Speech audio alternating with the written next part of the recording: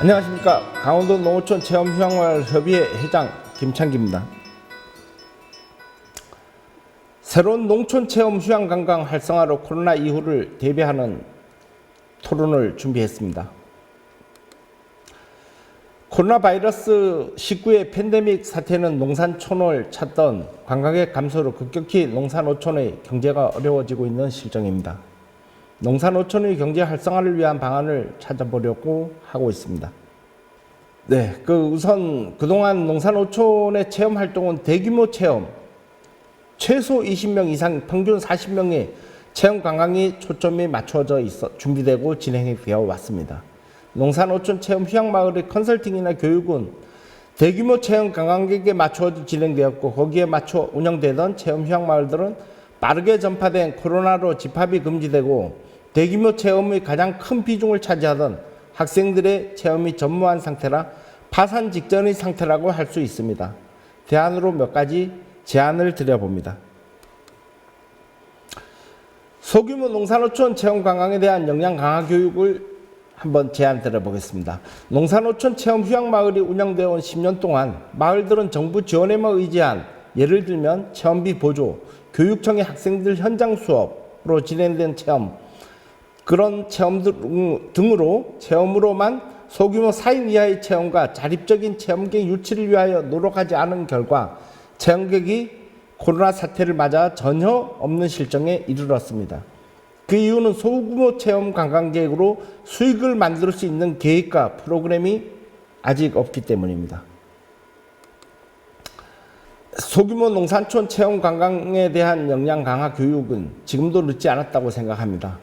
생각하는 것은, 그렇게 생각하는 이유는 이렇습니다. 강원도만 해도 강원도 농어촌 체험 휴양마을 198개 마을 중 130명 정도 근무하고 있고, 산촌 생태마을, 산촌 매니저, 정보화 마을 관리자 등 필요 인력이 강원도에만 약 250명 이상 충원되어 있는 것입니다.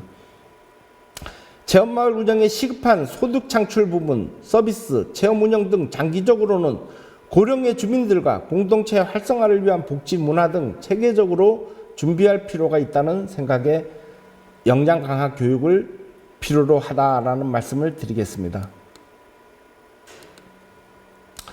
요즘 코로나 사태로 어려움을 겪는 강원도 내 체험 휴양마을들을 돌아보면서 현황 조사를 하고 있습니다. 조사 내용은 시설, 환경, 인력, 프로그램, 요즘 트렌드인 치유 프로그램, 공동체 활성화를 위한 주민 소득 복지, 문화 등 다양한 부분을 대면으로 조사를 하고 있습니다. 몇 가지 말씀드리면, 소득도 모양새를 갖추었고 체험 프로그램들도 다양하게 준비되어 있습니다. 그러나 소득을 위한 소규모 포장 등 농특산물을 갖추어도 팔기 위해 노력을 스스로 하지 않는다는 것이고, 체험 프로그램들도 만들어져 있는데 농특산물들과 연계를 시키지 못한다는 것입니다. 또 주민들과 공동체로서 복지 문화를 전혀 하려는 생각들을 하지 않는 것이, 복지나 문화 활동을 하는 곳이 몇 곳 있기는 합니다. 그마저도 사무장 개인들의 취향에 맞추어 일부만 진행하고 있다는 것입니다. 소득은 지속 사업을 위한 자립 토대 마련이 되어야 되고요. 복지는 고령화되어가는 농촌 마을의 활성화에 초점이 맞춰져야 되겠습니다. 문화는 귀농, 귀촌, 인구 유입의 증가로 인한 주민들과의 문화로 소통하는 방법을 찾는 데 초점이 맞춰져야 되겠습니다. 체험 휴양마을 운영 인력의 안정적인 근무 환경 조성에 좀 필요하겠다라는 생각을 하게 됐습니다. 그 원인은 2시간 정도 사무장들이나 운영진들하고 마을의 운영진들하고 얘기를 한 2시간 정도 하다 보면 나오는데, 안정적이지 않은 근무 환경입니다. 마을마다 각각 조금씩 다르기는 합니다. 10%에서 30%까지 마을의 자부담이 있다는 것이고, 주민들의 의식은 마을에 들어와 활동하는 활동가의 개념이 아니라 마을의 자비나 해주고 이장이나 위원장 심부름이나 해주는 인력으로 보고 있다는 것입니다. 이런 근무 환경에서 사무장들은 활동가로서 의욕을 잃고 이장이나 위원장 주민들 눈치나 살피고 있는 것입니다. 활력을 불어넣는 방법으로는 자부담 부분을 없애고 중앙정부나 지방정부가 충당하여 사무장들의 역량을 강화하여 마을에 투입해 주는 것입니다. 그리고 이장이나 위원장의 심부름이나 해주는 사무장이 아닌 체험 휴양마을의 공동체 활성화에 주민들의 행복 만족도를 높여주기 위한 인력이라는 것을 인식하게 만들어줘야 할 것입니다. 네, 체험 휴양마을의 마케팅 능력 배양이 있겠습니다. 지금까지 타인에 의지해왔던 홍보나 체험 관광의 유치를 했었다면 지금부터는 마을의 자립적인 홍보 마케팅이 되어 마을 규모와 실정에 맞는 관광의 유치를 해야 할 것이며 체험 개발 또한 마을 실정에 맞는 또 도시민이 좋아할 만한 그런 체험을 만들어야 할 것입니다. 예를 들면 5월경 진행되었던 체험에서 아이들이 가장 좋아했던 것은 시내에서 피자를 사다 준 것이었습니다. 또 인솔자가 아닌 피체험객들에게 마을에 도착하자마자 처음 오리엔테이션에서 물어보며 그냥 놀러달라는 겁니다. 어떤 체험을 끌고 다니면서 하는 것이 아니고 그냥 자기들이 쉬게 해달라. 그게 가장 많은 요청입니다. 결론은 가장 만족도가 높았고 가을에 다시 방문하는 계기까지 만들었던 것들이 휴식이었습니다. 그래서 우리 체험 휴양마을도 이제는 현실에 맞는 마케팅을 배양해서 해야 되겠다라는 말씀을 드리겠습니다. 그래서 제가 지금 표에 보면 휴식, 해변 자유시간, 만들기, 마을 트레킹 이렇게 4가지로 구분해서 저희가 체험을 하면서 만족도를 따져보면 가장 만족도가 높았던 게 휴식이었습니다. 35명이 그냥 노는 게 가장 좋았다. 그리고 해변에서 자유시간에 30명, 그리고 만들기가 10명, 네, 그리고 마을 트레킹이 25명이었습니다. 그래서 100명을 기준으로 저희가 설문을 해보면 가장 만족도가 높았던 건 휴식이었습니다. 이것으로 단정할 수는 없지만 그동안 너무 규격화되고 실적 위주, 네, 사진을 찍는다든가 또 어디 관공서 제출하기 위한 증빙을 위한 그런 체험이 이루어졌다고 볼 수는 있습니다. 모든 체험이 어디서나 할 수 있는 단조로운 체험이었다고 볼 수 있는 겁니다. 앞으로 농산어촌 체험은 늘 새롭고 귀찮고 짜증나는 추억이 아닌 다시 해보고 싶고 그 마을에서 주민들과 이루어지는 그런 체험이 만들어져야 할 것입니다. 체험 휴양마을의 선행과제는 위원장과 사무장, 주민들의 역량 강화를 하는 것에서부터 시작되어야 한다고 생각합니다. 그러기 위해서는 먼저 업무 지침서가 확실하게 준비되어 있어야 됩니다. 지금 현재 각 체험 휴양마을은 업무 지침서가 없는 상황입니다. 그리고 이번에 제가 현황 조사를 하면서 위원장, 주민, 사무장들의 체험마을 인식과 사무장 업무, 체험 프로그램 개발 등에 대하여 제가 조금 통계를 내봤습니다.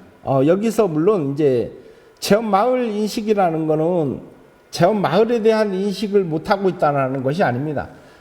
관공서하고 계약을 할 때 이미 체험마을에 대한 인식은 충분히 하고는 있는데 그런 개념이 아닌 체험마을로서 발전하려고 하는 그런 의식을 얘기하는 겁니다.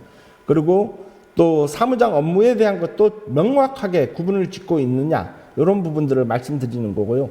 그리고 체험 프로그램 개발에 대해서도 마을에 맞는 체험 프로그램을 지역 자원을 활용한 프로그램들을 계속 개발하려고 노력을 하고 있느냐 이런 부분들을 본 것입니다. 그랬을 때 위원장이 체험 마을에 대한 인식이 한 40% 정도 됩니다. 그리고 사무장 업무에 대해서는 30%, 그리고 체험 프로그램 개발에 대해서도 30% 정도 됩니다. 그러나 주민들은 상당히 낮습니다. 체험 마을에 대한 인식이 체험 마을을 지정받았다는 것은 알고는 있지만 굳이 우리가 왜 해야 돼?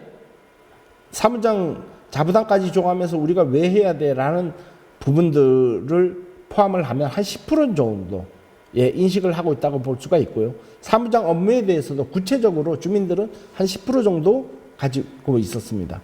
또 체험 프로그램 개발은 지역 자원과 연계되는 부분들이 조금 농산물이나 소규모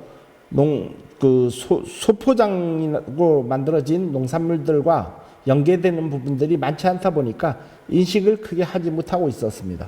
그리고 사무장들은 강원도를 비롯해서 각 시군에서 역량 강화 교육이라든가 그런 것들을 하기 때문에 체험마을 인식에 대한 그 수준이 높았습니다. 60% 이상은 됐고요. 그러니까 여기에서 인식이라는 건 체험마을이라고 느끼는 것을 얘기하는 것이 아니라 체험마을을 어떻게 발전시킬 것인가 그런 부분들을 인식하고 있다는 얘기를 말씀드리겠습니다.